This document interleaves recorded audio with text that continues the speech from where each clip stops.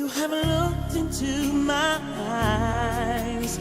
You have seen what I am, but still you're by my side, telling me I can't. And there are times of cause to thank, and times I made mistakes.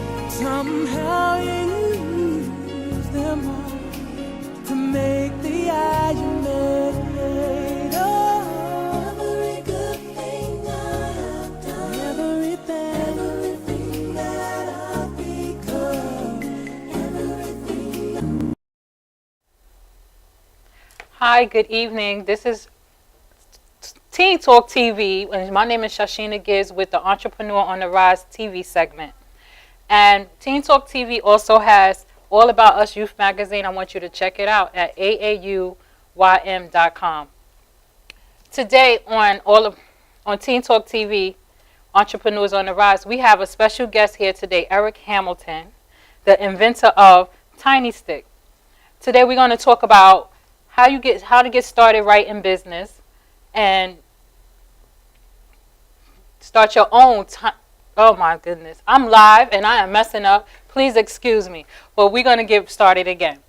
We have Eric Hamilton here, who's going to show you or tell us how you can get started right in the tech business, starting right for youth, for all entrepreneurs, anybody who's interested in learning about consulting and just getting started right in business. Eric, would you like to say hello to everyone? Well, hello, and first of all, you're doing a great job, so, fantastic. So, thank you for having me, and I'm happy to be here. So today, I want us to just have a discussion, because like you see, I'm all messing up and everything right now. You're fine. So we're just going to have a nice discussion, talk about some business tips, some sharing, and let everybody know what it is, this great creation that's been blowing up the internet, and the crowdfunding that you have going on that is really just going over the roof. Yeah, well, thank you. Can you tell everybody a little bit about yourself? Yeah, so, a little bit about me. So, Eric Hamilton, I'm originally from Detroit, Michigan. I studied computer science at Michigan State University. Go Spartans, woo-hoo, go green, go white, baby. Member of Alpha Phi fraternity for almost 25 years. And again, computer science, graduate from Michigan State. Worked for places like Netscape. A lot of probably your younger viewers probably don't remember Netscape. They're probably using Firefox or Chrome browsers, but back before then, the pioneer of that browser space was the Netscape Navigator, right? Worked for Netscape for a number of years, worked for Chrysler in Detroit doing computer systems engineering, and also worked at Yahoo doing web analytics for a number of years. Okay. I worked at doing my own thing for Digital Ad Network, and my newest thing is the Tiny Stick, which is a mobile device that converts your smartphone into a desktop computer. So it's off to a great start, and we're really excited about it. I mean, changing your smartphone into a desktop sounds like that took a lot of work and a lot of brainstorming. What was that moment that said to you, like, I want to create this product? Yeah, so it started out last October. So we brought this product to market relatively quickly. Last October, I thought, okay, here it is, 2012, right? Or excuse me, 2014, excuse me. I don't even know what year it is. Oh, no, it's 2014. And I've got a phone that is a 2 gigahertz processor. And for those who don't know what the heck that means, 2 gigahertz is about 10 times as powerful as the computers that you used to get on the internet, say maybe 10 years ago. So I've got a computer that's 10 times as powerful than the computers that I use to get on the internet, but yet I'm carrying around this heavy laptop and this phone, which is a 2 gigahertz processor. There should be a device out there that allows me to use my phone as a desktop computer. So it's got to be out there. So I was going to go buy it, right? Looked and couldn't find it. One of my mentors said, hey, Eric, why don't you make it yourself? I'm thinking like, well, I'm more of a software guy. I don't deal with hardware. Ask some of my professors from undergrad at Michigan State. They'll tell you, this brother ain't no hardware guy, right? Because some of the computer engineering classes, I didn't do so well in.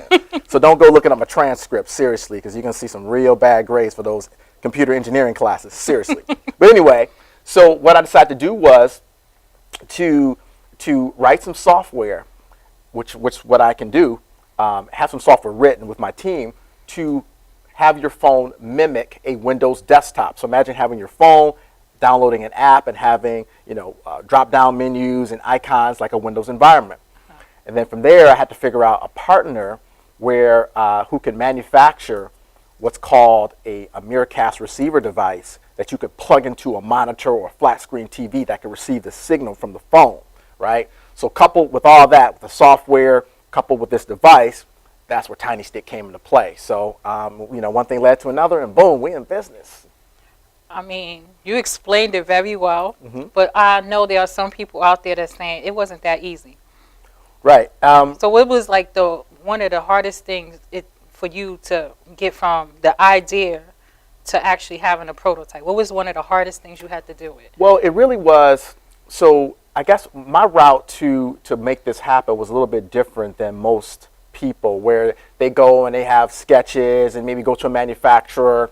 I already knew what I wanted already existed in some way, shape, or form. It was a matter of forming a partnership and getting with the right company that I could partner with to turn this into a reality. So it really was early on when we were searching and trying to find and trying to make this thing work. It's a matter of identifying the right partner. Oh. And I'm more about partnerships and not reinventing the wheel. So many people were with that same idea that I had, would just go get soldering irons in their apartment and trying to reinvent the wheel. I'm not about that. Like, for instance, I didn't invent Wi-Fi or Bluetooth or Miracast technology, but our technology piggybacks on all that in some way, shape, or form. So it's about leveraging what's already been created. Like Henry Ford didn't invent the wheel. He just took 4 of them and put them on the car, right? You know what I'm saying? Henry Ford didn't invent the internal combustion engine, and it's a big shout to Detroit, Henry Ford, baby. We love you, baby. Detroit, Ford Motor Company, Chrysler, all that. But he didn't invent the internal combustion engine, nor did he invent any of the other technologies that probably the millions of patents that are in automobiles nowadays. Right. But he, in my opinion, he put it all together. He curated, and that's what I'm doing. I'm curating technology and adding a spin to it. So maybe that's kind of my claim to fame. Awesome. Do you have one tip far as if somebody, say a young adult, they have a similar idea, or maybe not that type of idea, it's just some type of technical invention, they're sitting in their college dorm or sitting at home, maybe they like 12 years old with an idea, what would be one of the first things you would suggest for them to do? First thing is fail fast. That may sound funny. Explain that to everyone. And I said fail fast. And I guess I should piggyback on that. Say fail or succeed fast. But you want to find out very quickly if this thing is a boom or bust. Last thing you want to do is spend years and years and years working on an idea that nobody wants, right? So the first thing you want to do is fail fast, right? Without spending a lot of money. It could be a lemonade stand, right? You might want to set up a lemonade stand in your high school. You need to figure out real fast whether or not set up a lemonade stand outside of your high school is a good or bad idea. You know what? Maybe in January, probably not a good idea when it's 30 below in Long Island where we're at now to set up a lemonade stand. But right about now, it's about 80 something. Maybe summer football camp. Set it outside, that lemonade stand right on football players thirsty coming off the football field. Right. Probably could make some money, right? So you want to succeed fast or fail fast. Figure it out quickly, then maneuver and move quickly. So that's the thing that I would recommend is fail fast. Now you heard that. Either want to fail fast or succeed fast. You got to know. So you want to get it out the way. You spend too much time on a product and no one's buying it right away, and nobody's attracted to it. How many days you said it was? Like within the first week or anything like that? If nobody's buying your product, maybe you need to take it off and maybe reinvent it or find out what's wrong with it. Absolutely. And speaking of fail fast, we started a crowdfunding campaign last week for the Tiny Stick. And within the first 2 hours, the thing is we wanted to, for the month of July, to raise, to see if we can sell $5,000 worth of Tiny Sticks for the whole month. We did that in 2 hours, right? So succeed fast or fail fast. Right then it told us we succeeded fast. So now we're like, okay, well, we hit 5,000 pretty quickly. And then in the last several days after that, we're doing about $1,000 in business per day. And then we even got some offline orders. I got a call from some of my folks relationships that I had in Detroit. Got an order for $39,000 worth of Tiny Sticks. Wow. So we're pushing about $50,000 in business already. So again, that's prime example. Either you hit it hard, I want this thing to crash and burn, so I can throw some gasoline and light it up and forget about it, and move along to the next business, or boom. Trust me, I've done some things that, can't think of anything offhand, but no, I've done some businesses that have taken a long time to fail. I'm messing around with things for certain businesses for 2 years, throwing my time and money into it, and it's like I'm beating a dead horse trying to get ahead. Frustrated? I didn't get frustrated, but my bank account was getting frustrated. Seeing all that doggone money I was spending on these businesses that weren't going to make any money. You know, it's just like Shark Tank. Kevin O'Leary. I love Shark Tank. I don't know if some of your listeners watch Shark Tank. That's one other thing. Most of my listeners, watchers, and my audience love Shark Tank. Shark Tank is one of my favorite shows. Kevin O'Leary, the bald-headed dude on the show, that's my man. His thing says, I love it when he says, how does it make money? I mean, bottom line is, so many people get into business because it feels good. Well, my mother made cheesecake, so I'm going to make cheesecake. You don't want to hear that. Right. How does it make money? Are you making money? Well, if it costs you $10 to make the cheesecake and you sell it for $9, that's not a business. That's a bad hobby. Yeah. You know, so your margins have to be there. And so long short of it is, I guess back to what I was saying before, you want to fail fast, and yeah, definitely. Can you let everybody know, being that you're talking about the crowdfunding, it's still going on, right? Yes, it's still going on. Can you share the website with how they can participate? So if they were to go to our website, tinystick.com, it's TINYSTIC, tinystick without the K at the end.com, and that's what we want. Okay. Also, I wanted to know, do you do any other businesses? Do you have your own business?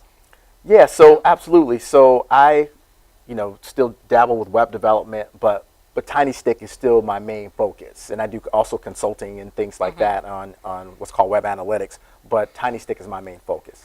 When you started the other business, the consulting and the web development, what were some of the steps you took to start that business? Well, yeah, I started that business, it was so long ago. That was back almost 17 years ago, about 1997. Oh, wow, okay.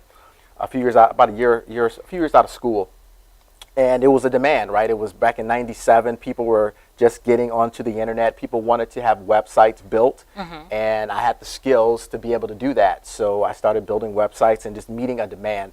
There was more demand driven. It was one of those things that, people knew that I knew how to do websites, and people were just asking me, and I'm like, wow, I should just make money out of this and build into a business. And I've been doing that for a while.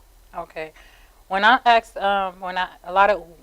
as me being a business coach, a lot of women come to me and want to start businesses, or they have started a business.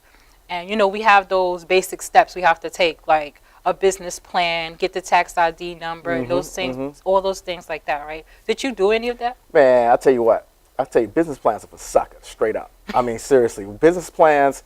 But you know what? Here's the thing about business plans, in my opinion. Business plans are good. They're not good for anybody else, but people like a lot of times make business plans to go after investors, but they're good for, a roadmap for you, the entrepreneur. But a business plan, oh man, I don't deal with that madness. Let's go out there and let's test the market. Let me get out there on the street and see if the people want this. You know what I'm saying? That is your business plan. People saying that's stupid, that's whack, and they're not, or better yet, they're not buying it. Forget the doggone business plan. My business plan was getting my marketing campaign together and seeing if people want this once it's out there available for purchase. That's my business plan. Business plans, people get all in that. That's madness. It's madness. Have a plan. Dwight Eisenhower, right? Okay. I can't remember which president. I don't know which number he was, 30-something president, who was also the Supreme Allied Commander. I'm a history buff also. Supreme Allied Commander of World War II, our guy, right, who beat the Nazis. Dwight D. Eisenhower, he said this before his invasion to liberate France from the Nazis. He said, plans are worthless. Planning is everything. Plans are worthless, meaning business plan is worthless, but planning is everything. I do a lot of planning, but I don't have a plan which is all bullet pointed. I can pass it off to an investor and they say, oh, this is good or bad. Right. Oh, but this planning, it's going on all the time. I've got bits and pieces of information everywhere. So to your watchers, man, Dwight Eisenhower, that's a deep dude. So they should research him for real. Okay, we're going to take a break right now and go into commercial, and we'll be right back. Don't forget to visit tinysticks.com.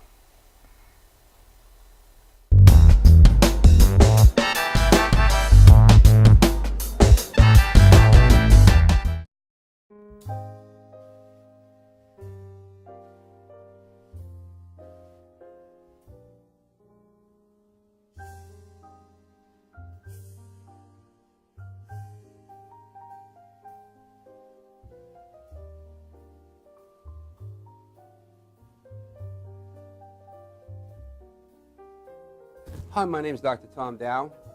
We have a multidisciplinary practice in Melville and Ronkonkoma, New York, and we treat patients with many, many different conditions, from newborns through geriatric patients with numerous different techniques. There's a technique and a type of treatment for every class of patient. We have them all here.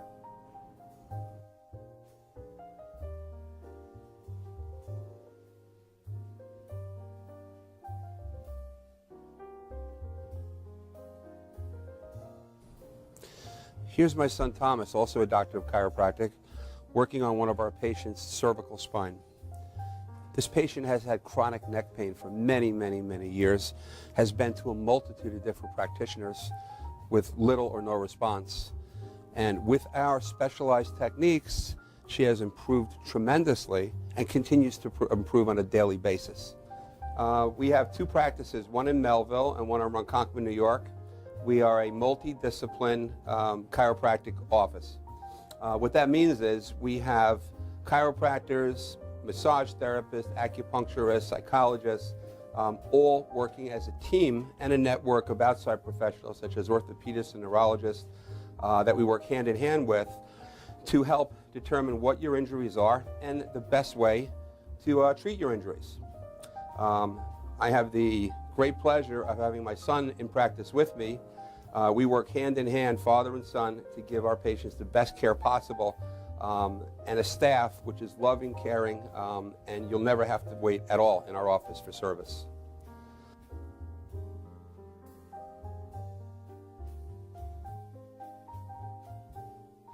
Many times patients come into our office and they have what's called a soft tissue injury. Soft tissue injuries are like scars inside your body. If you've ever been cut on the outside of your body, you get a scar. The same thing happens inside of your body to your muscles and ligaments. So our job is to determine where those are, stretch the muscles, adjust the vertebra back into their correct position, and then refortify the normal structure with exercise. That's what we do best, and I hope someday you'll come see us at one of our two offices. Thank you.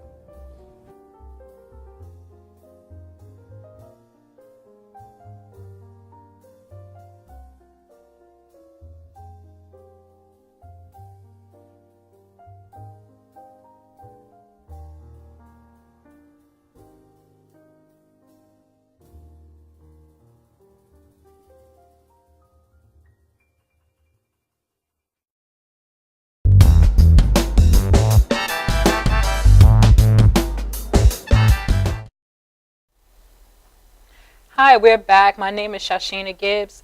I'm the CEO and founder of Real Sisters Rising, and I'm also today's host on Teen Talk TV, Entrepreneur on the Rise TV segment. And today our guest is Eric Hamilton, the inventor of Tiny Stick. And we were talking, we had so much we had to talk about today, but before we get back into that, I want to again remind you about All About Us Youth Magazine, All About Us Youth Magazine. You can find it. This is our promo issue. You could get to subscribe for your own issue. Our magazine launches September. You go to AAUYM.com and subscribe to our magazine. I also want to tell you about my book, The CEO System, Building Business Mastery. You could go to ShachenaGibbs.com to get order your magazine from Amazon. So today we're back now with Mr. Hamilton to find out some more great information about the Tiny Stick and all the things that he's doing, the great things. So Eric, earlier today we was talking about Shark Tank. Mm-hmm. Yes. And you said this phrase that many entrepreneurs, business owners really don't hear. Sure. You have to really be a Shark Tank fan to understand or really know the language that they use. So the term you used was gross margin per linear inch. right? Yeah. Can you explain? Say it again, Yeah, and so then explain to us what is that. Gross margin per linear inch. So what I do is I binge on Shark Tank, right? Watching all kinds of crazy episodes, but I watch it from because it's entertaining, but also I'll take notes, meaning I'll take notes on if they say anything or mention anything that I don't understand. And that was one of the terms that they had mentioned that I didn't understand. And what gross margin per linear inch is for every retail store. So whether you're talking about a T-Mobile store or a mom and pop's, bakery, they have what's called gross margin per linear inch, meaning how much gross margin are they making per linear inch of shelf space, right? Okay. Gross margin really is, in essence, it's profit, right? Really, it's profit per linear inch, right? What does it cost them to have that shelf space? And then also, how much money are they making off of that shelf space, right? And then, but all businesses, if they don't, should have a threshold, right? So meaning, they might have some items that are flying off the shelves, right? But really, how much does it cost them to get to that shelf, and how much does it cost them to have those items on the shelf? So even though those things are flying off the shelves, you might go to a store and things are selling like hotcakes, but then they remove them.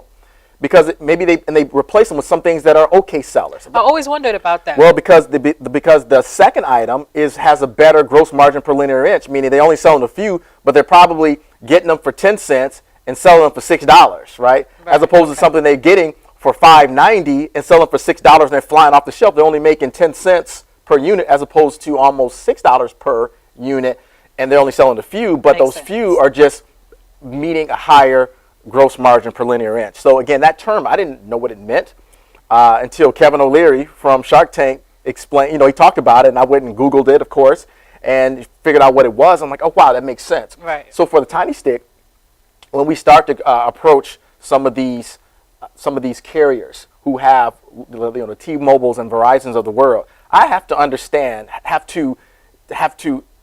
you have a deep, crazy understanding of what their gross margins per linear inch are for phones, for those accessory type items, and then what they are per market. So it's going to be different than, say, New York City, downtown, and Manhattan, as opposed to Boise, Idaho. Those gross margins per linear inch are going to be different. So really it's about understanding those things. And again, it started by me watching a TV show, because I had never heard of that term before. So, yeah. Well, there are a lot of sharks out there, hashtag Shark Tank, and we do sit down and watch. And I've always been one, even with my children, and when I was in school, they called me a nerd. I didn't care. But if I was reading something like book reports, current events, we have to look in the newspapers. I was always one to highlight the word I didn't understand or know and go look it up. So I'm one of those type of people that if I hear it, and I'll go we Google everything now. So if I hear it, I'll Google it, try to figure out what they're talking about. So I understand what you did was like, to me, it's like, that's a no-brainer. If you don't understand it, go find out. Especially in the market we're in as business owners. That's a term right there that helps you better understand what you're doing with your invention with the Tiny Stick. Absolutely. And to piggyback off of that, I mean, here it is 2014. We live in an age that, Johann Gutenberg can only dream of. Johann Gutenberg is a gentleman. Wait, I want to say something. Sure. If you're watching this show, I hope you got a journal, because you're getting business tips and history lessons. Right. That's the problem. I'm a history bro. I watch too much of the History Channel. I love that show, that station, rather, that channel. Johann Gutenberg is the gentleman 700 years ago who invented the printing press, right? The reason why we're able to do a lot of things we do is because of Johann Gutenberg. T-shirts. Everything, right? Invented the printing press. And because of him, books flourished throughout Europe and the rest of the world, and the rest is history, right? He could only dream of the access to information that we have compared to how it was 600, 700, 800 years ago, right? Anything and everything. Back in the day, only rich people had books, right?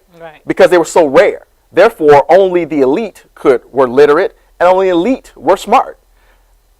Or smart meaning having access to information smart, not necessarily raw intelligence, right?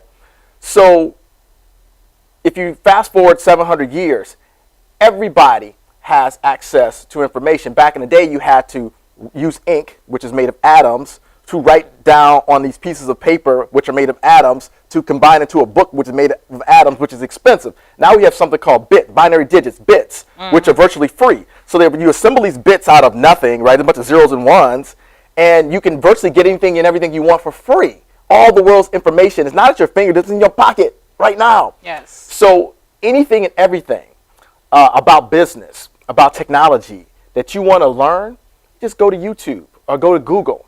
Guaranteed there's a website that'll explain it in the top 5 results. Right. And or there's a video about it that will explain in layman's terms of how to do what you're trying to do. Yes, there's a number of videos on several topics because experts, whether it's a 5-minute video, 5 tips they want to share, most people put it on YouTube or different video channels on the internet where you can, like I said, Google it and it'll come up how to create your own tiny stick. I don't think that's out yet, but but you get my example. Right. So when you started this, you do your research, you got partners, you watch Shark Tank. How much money, because you talked about the money getting on the shelf, all the stuff getting it on the shelf and everything like that. So how much money did you personally out your pocket had to invest into this? Yeah, so I don't mind sharing that. So I'm the kind of person I like to work smarter, not harder. And the way I spend my money is very smart. So it's less than $10,000, right? Okay. Because of being strategic, forming strategic partnerships, as opposed to buying all this hardware, sophisticated, expensive hardware, and spending, hiring software developers, doing a lot of this stuff myself, and then leveraging partnerships. Again, the folks who've already created the wheel, right. instead of sawing down trees and making a wheel, let me just holler at somebody who already got a wheel.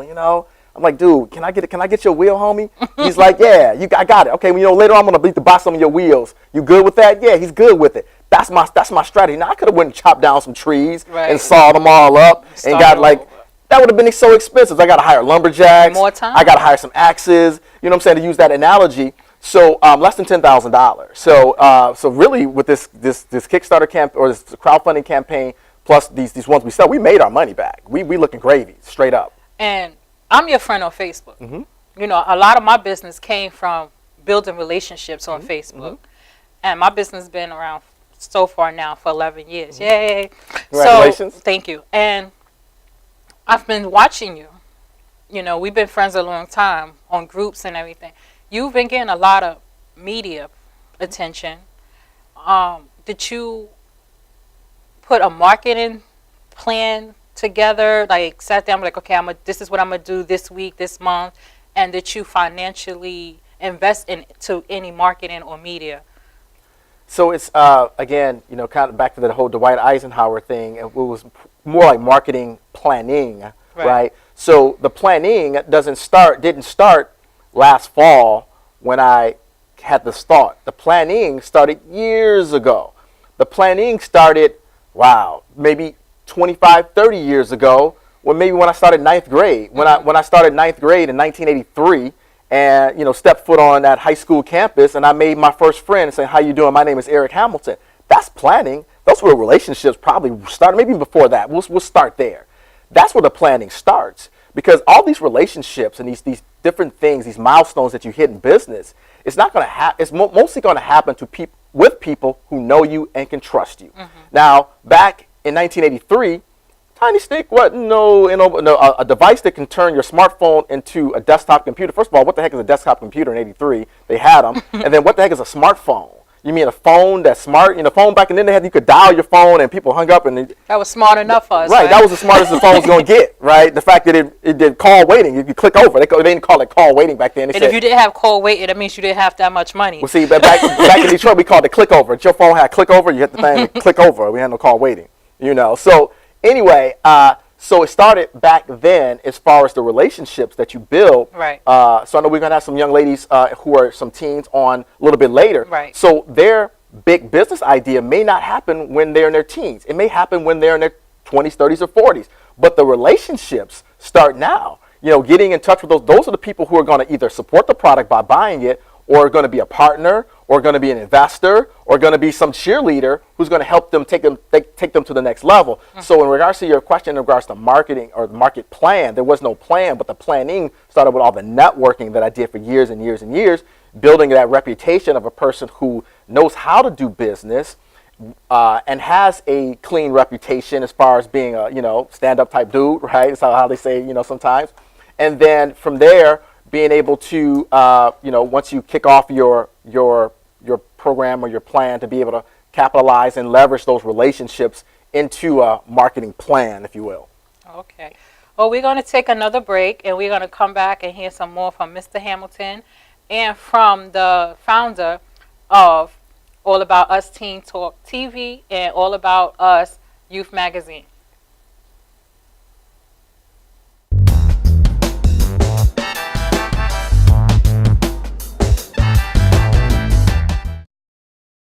For professional motorcycle transport and towing, think Kickstart Fabrications Motorcycle Towing. Proudly serving all of Long Island, we feature expert handling and 24/7 service. So send a limo for your toy with Kickstart Fabrications Motorcycle Towing.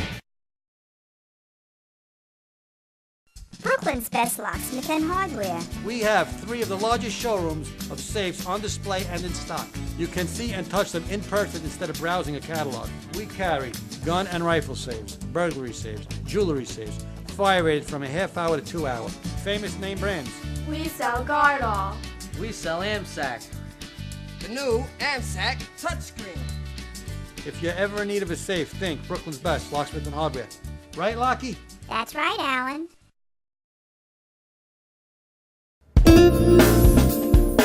YesWeCare.net is a 501c3 charity that provides help to veterans and their families. Please visit YesWeCare.net and donate in any way you can by purchasing our beautiful framed prints or relaxation CDs and DVDs, even smooth jazz CDs. YesWeCare.net. Remember, our troops are on their way home. They need all the support they can get. YesWeCare.net.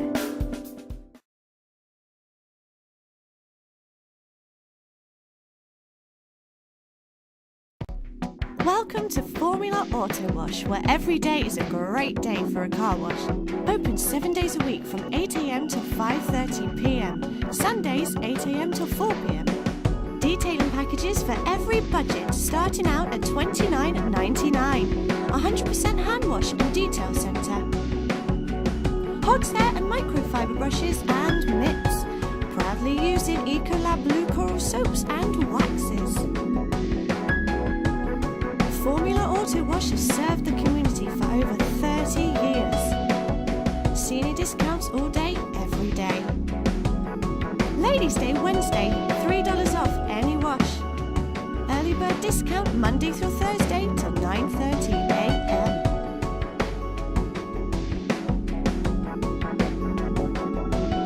Check out our website, formulaautowash.com.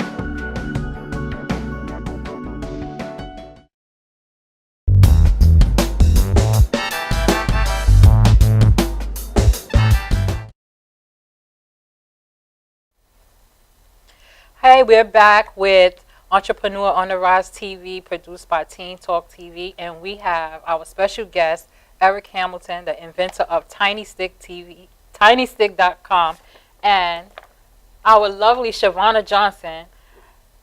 This is the boss. I just wanted to say, she's the boss. Teen Talk TV and All About Us Youth Magazine, she's the boss. She says all about us, but this was her dream. She put it out there, and now we're here in front of this camera. So I just want to say hi, Shachena. Hello. Thanks you for having me. Thanks for joining us. Oh, you're welcome. Shachena is very modest, everybody. I have to say, she is an awesome CEO. But not only that, she is going to be awarded from the Black Wall Street from Harlem in August. She has many accomplishments. Her story is quite a success story. So I encourage you to look her up on Shachena International. ShachenaGibbs.com. ShachenaGibbs.com. But you can go find her on Facebook at Shachena. Shachena Gibbs. I thought you had Shachena Boutique. Oh, the International Marketing Boutique. International Marketing Boutique. she has quite a story. You should also get her book, The CEO System, Building Business. It's quite a story, and it will be very empowering for you at the same time. But I just want to thank you for having me. And I've enjoyed listening to you, Eric. You have so much. Quite a story, yeah. I'm very impressed. Well, thank very you. impressed. Thank you. I'm just happy to be here. We're getting history lessons and business lessons today. My one curious thing, though, that really, you know, I was listening at you and say why you put it together and why there was no computers out there for the cell phone. Well, how come you haven't gone to Shark Tank? That's a good question. You know, mainly because I'm not looking for investors right now. Okay. Typically, folks who go on the Shark Tank are looking for investors, and they typically have to give up a large percentage of their company. And one thing that a lot of folks don't know, because I've researched this, is if you get on the Shark Tank, even if you don't get an investment from the sharks, ABC still takes a small percentage of your company because you get the Shark Tank effect, right? You go on the show, maybe no one invests, but your company kind of blows up. You still have to give up a little bit if you go on air, something like that. So again, for the main reasons, I'm not looking for an investment right now. So perhaps one day, but right now, I'm like, nah. That's some great information. And I'm greedy. I'm trying to, I'm like Kevin O'Leary. I'm greedy. I want the money. I'm trying to give up no money. You know what I'm saying? So yeah. Wow. But that's a great question though. Yeah. Wow. Today will be today is going to be a great blessing for you because Amen. You know there are people watching, you know, today that will hear your story and hear Shachena's story because I'm very impressed with both of you. I'm so proud of both of you. Thank you. So proud. Sorry, go ahead. Well, I'm going to say a little bit more about myself because Shavana, she think I'm being modest, and I am very modest. Many people who know me, I am. I don't talk about myself too much. I really like to promote other people, and that's just who I am. I'm a servant. But I'm from Queens, the Bronx. I always say I was born in Queens, raised in the Bronx, and adopted by Jersey City. And then Bronx pulled me back home. So, but I am a foster child, been dealt with domestic violence, neglect, sexual abuse, many different things. And I'm the oldest of my generation in my family. I'm able to talk about the situations that happen in my life without letting it break me down. I am able to talk to teens, to adults, to so many people about just getting through your situation, getting healed. Don't just get through. You got to heal yourself so that way, whatever it is your dreams, that you can make them happen without going home and just breaking down again. Because we have so many celebrities, we see them in the limelight, and we don't know their story. We don't know what's going on in their house. Next thing you know, we see that they on drugs, they committed suicide, they died. We don't know what's going on. We only know what the media show us. So if you're going through something, like myself, I've been through so much, depression and so many different things while building my business. But I took time out. A lot of people say, Shachena canceled the event, Shachena canceled this, Shachena. It's because I'm dealing with my personal issues. And if I'm not right, I can't be right for you, and I can't help somebody else. One, I'll be a hypocrite. You know, so I've dealt with so many different things and building myself up so that I can continue to have a successful business. I'm the founder of Real Sisters Rising. It's a women business association. You can find us at realsistersrising.com. And I'm also a business coach and author. And I'm all over the internet. You could Google me, Shachena Gibbs, Real Sisters Rising, and you can find us. And I'm also a contributing author to Confessions of a Welfare Mom and Confession of a Domestic Violence Survivor. I'm getting an award from Black Wall Street in Harlem. I just found out yesterday, so thank you. I'm grateful for that. November that just passed, on my birthday, November 22nd, we did a book signing for Confessions of a Domestic Violence Survivor in Jersey City. And I was surprised by the mayor's aide. They came to the event and they honored the authors that were there in attendance with proclamation for the city. So on my birthday, that was one of the best birthdays I ever had. And in the past, I was also awarded an award from Unlock Your Dreams Conference. For two years, they had in 2008 and again in 2013, and I was honorary in both years. So yes, I have some accomplishments. There's others, but I don't want to take up too much more time because we have the great Shavana and the great Eric here. So we're going to go back to them. One question I want to ask the both of you. Even in your depression, I'm asking because there are people out there dealing with this in business. What inspired you the most to keep going? What for me, dealing with the women, not even just my children always inspire me because my youngest daughter, she'll come in and say, she'll take my hand like, if you want to talk, let's talk, mommy. You know, because I don't like you laying in the bed. My oldest daughter, she's like, girl, you better get dressed and go dance somewhere because she know I like to dance. So that's what she does. She likes to see me dance. She likes to see me dress up. And sometimes she want me to dress a little too sexy, but I say, listen, I'm your mama. I can't be dressing like that right now. You know, I'm past that phase. But that's their way of getting me up or they turn on the music. But for the business, I have built relationships with the women in the organization and just women that are not part of the organization. I'm not even going to say just women. There are men, too, that have been great supporters in the growth of my business. And they reach out without even knowing what's going on. And they just reach out, oh, I'm proud of you. Or one of the women, she's in D.C. or Virginia. She was going through chemo. Wow.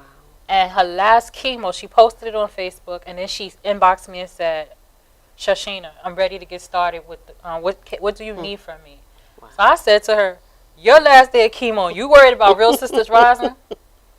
For something like that, and that was a day that I woke up and said, I'm shutting down the website. Wow. So when she did that, that let me know I can't. It's not about me anymore. It's about us, you know, it's about us. You know, so I have to keep going.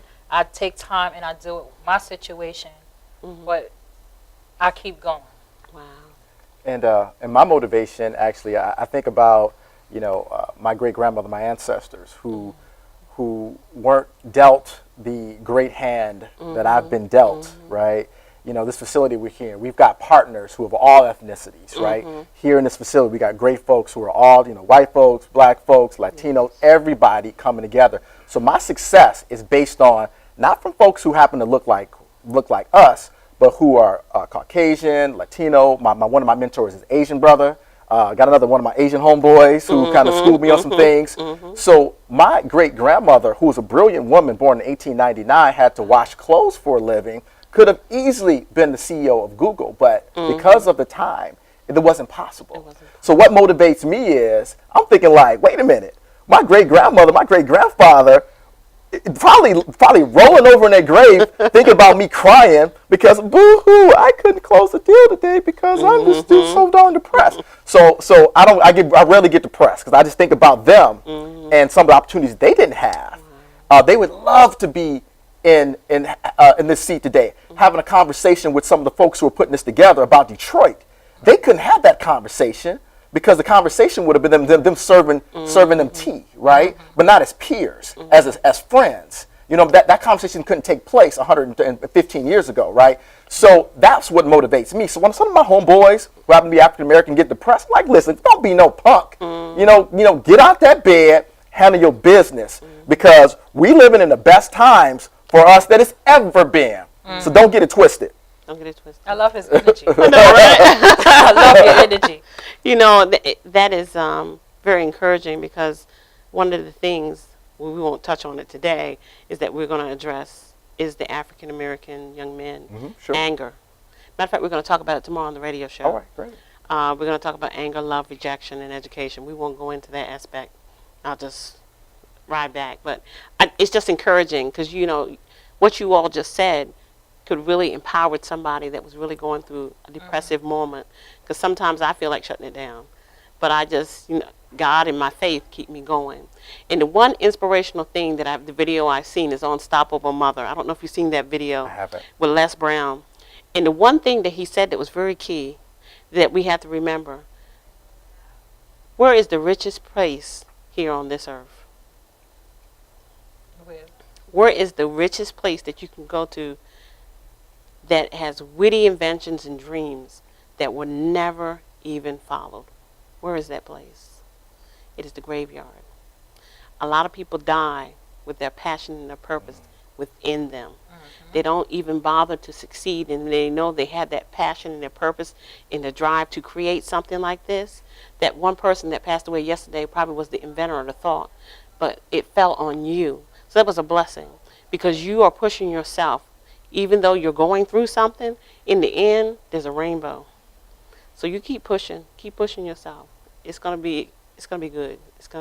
We're gonna see you on ABC, CNN, and we'll be able to say, Shachena, we were sitting here when. Yeah, that's why I had to hurry up and get Eric on the show. I had to hurry up and get him because if you really watch him on Facebook and social media, like he's moving at fast speed. Like every other post is like, I'm gonna be doing a demo here, and I'm gonna be here, and I'm gonna be over there, and I said, okay, I gotta get him.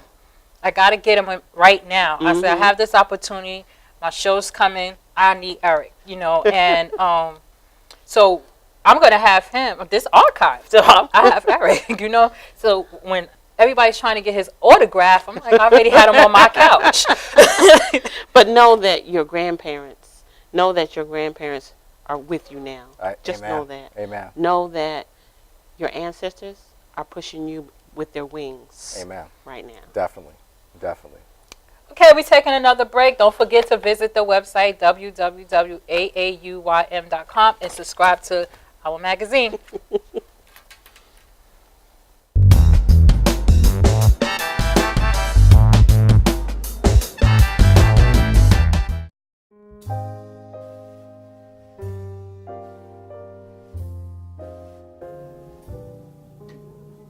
My name is Dr. Robert Brevard. I'm here for Multi-Medicine in Westbury, New York. We're located at 1065 Old Country Road, Suite 214. Been here for about 15 years. The practice has medical doctors, physical therapists, chiropractors, acupuncturists. We also do pain management, and we have orthopedists on staff. Here at Advanced Multi-Medicine Rehabilitation, we've got physical therapists on staff who treat an array of conditions, from neck pain to back pain, shoulder pain. We treat carpal tunnel. We treat a lot of car accident patients, slip and falls. We treat patients with knee injuries, with ankle injuries. We have state-of-the-art equipment. We've been here for over 15 years. A vast array of diagnostic testing, from x-rays to EMGs. What is an EMG? It's a diagnostic test that allows a doctor to determine where the pinched nerve is.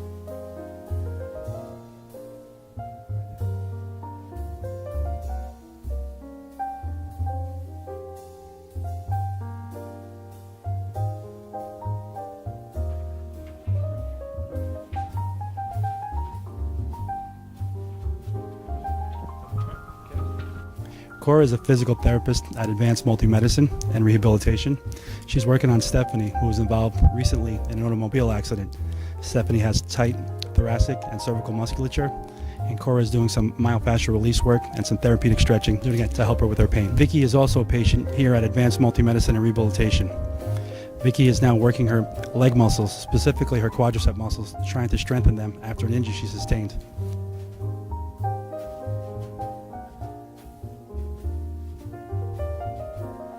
Find yourself in need of any type of physical therapy, please don't hesitate to call Advanced Multi-Medicine and Rehabilitation, located in Westbury, New York, in Suite 214. Phone number is 516-334-7000, or find us on our website at advancedmultimedicine.com.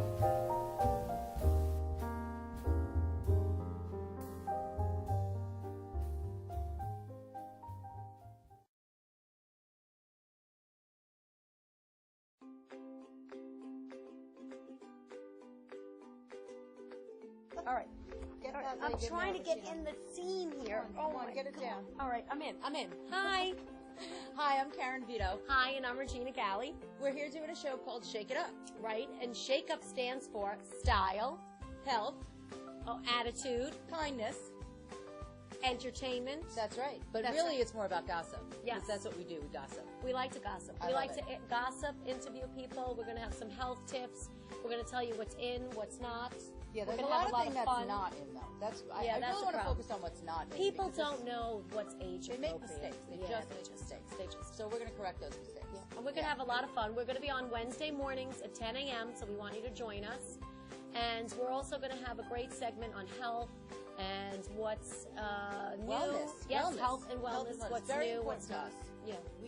We work really hard with that. We coach a lot of people through that. So Yep. you're going to join us. It's going to be a lot of fun. You're going to get healthy. Yeah.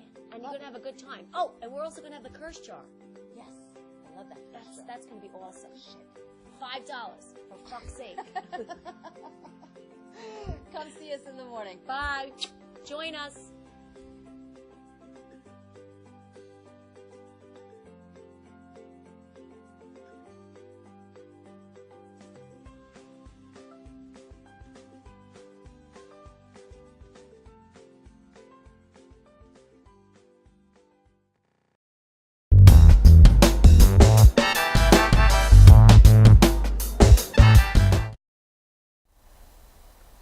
And we're back with Teen Talk TV Entrepreneur on the Rise segment.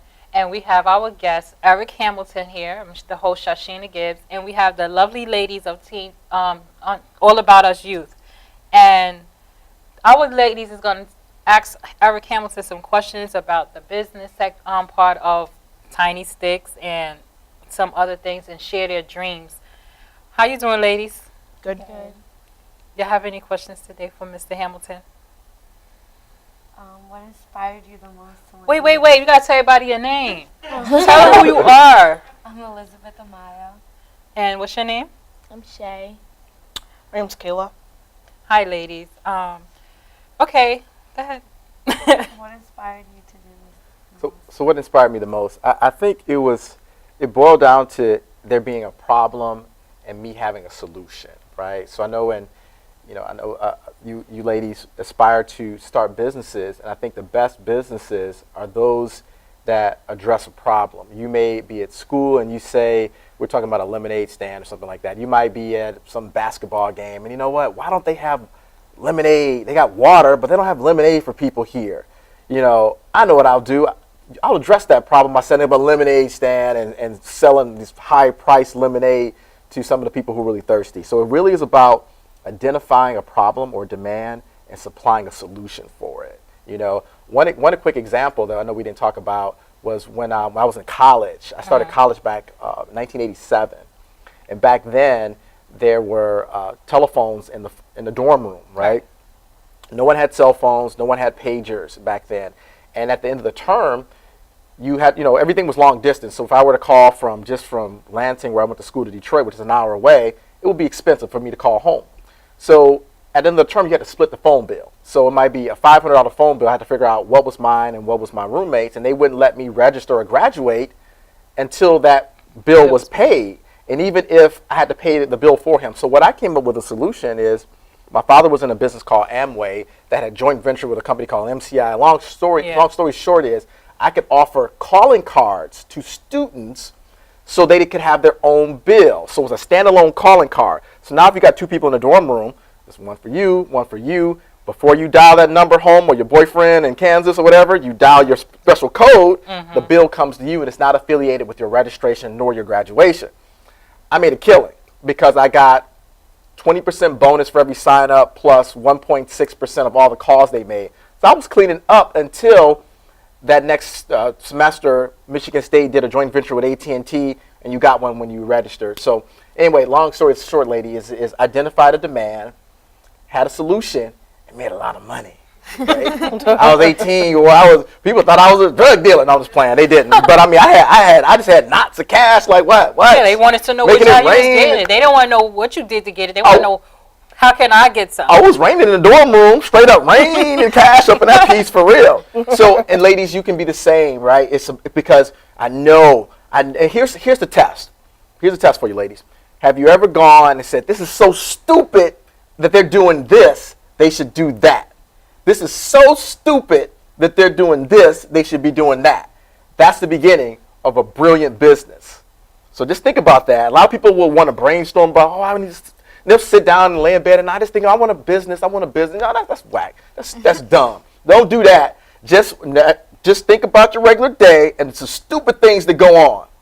That's your next business. Let me tell you something I passed up when I was really, really young. I was always really quiet. I didn't share my ideas, my dreams with anyone. I used to clean my bedroom. You know how we had these TVs on my dresser, this TV, and it had a big butt behind it. So to me, it didn't fit right on the dresser because I couldn't push it back. So it just was bulky. I didn't like it. I said, I want to make a TV with no back. I never told nobody. What we have now, plasmas, flats.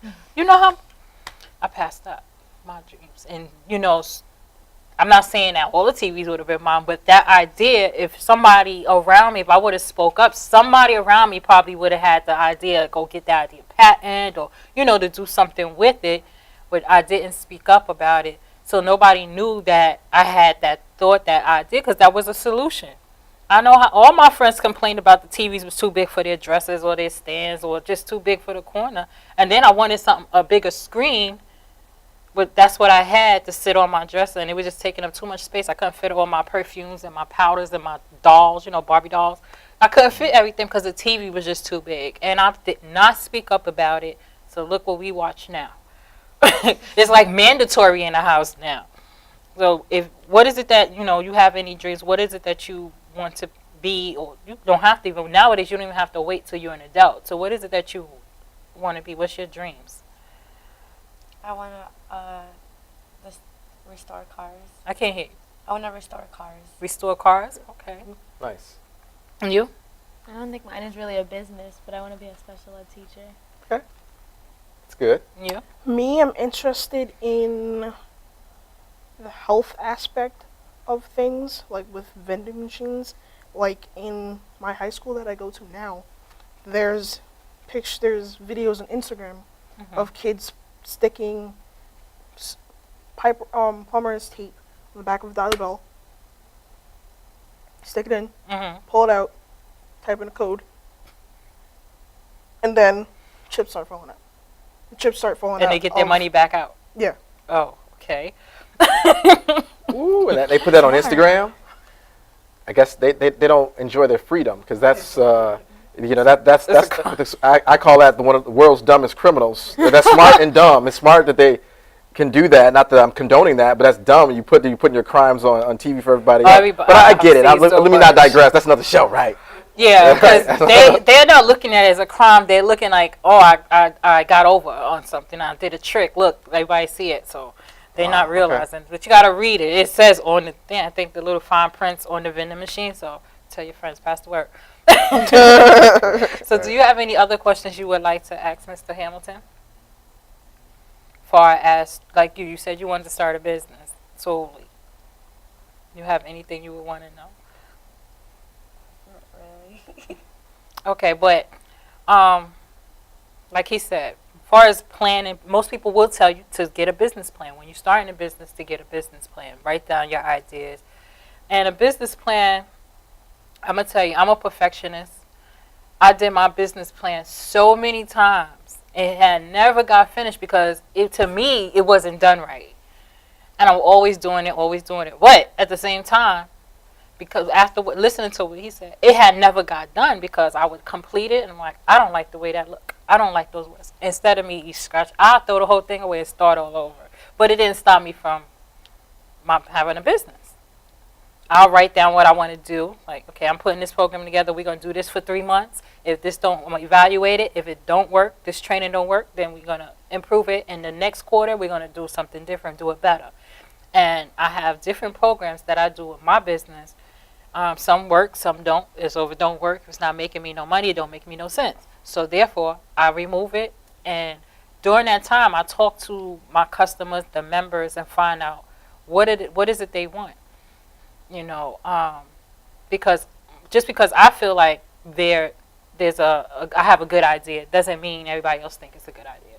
Like with his tiny stick, if he didn't have the good idea and then when he tested out and people were not coming, he wouldn't have known that it was a great idea. If he would have put it out and nobody responded to him, he would have, okay, like he said, it would have failed quick. So most people will tell you to have a business plan, a marketing plan, a goals, do this. It's so much stuff that people want you to do when you're starting a business that you can get overwhelmed, get confused.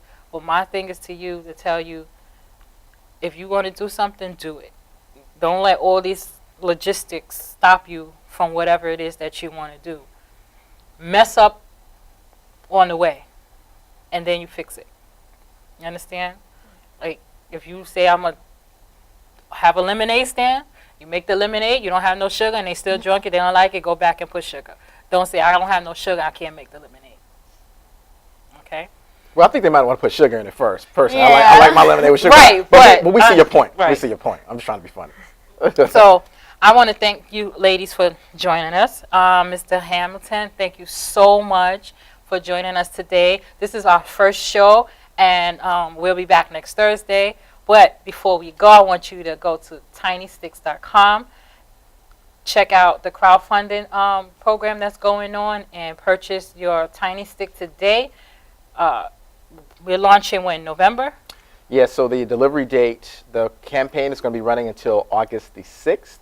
Again, it's www.tinystick.com, tinystick.com. It's running until August the 6th, and then we expect to deliver the product on around November timeframe to have those delivered to the folks who order them. And also visit him on Facebook to find out where he's going to be at. Thank you so much, and have a great week.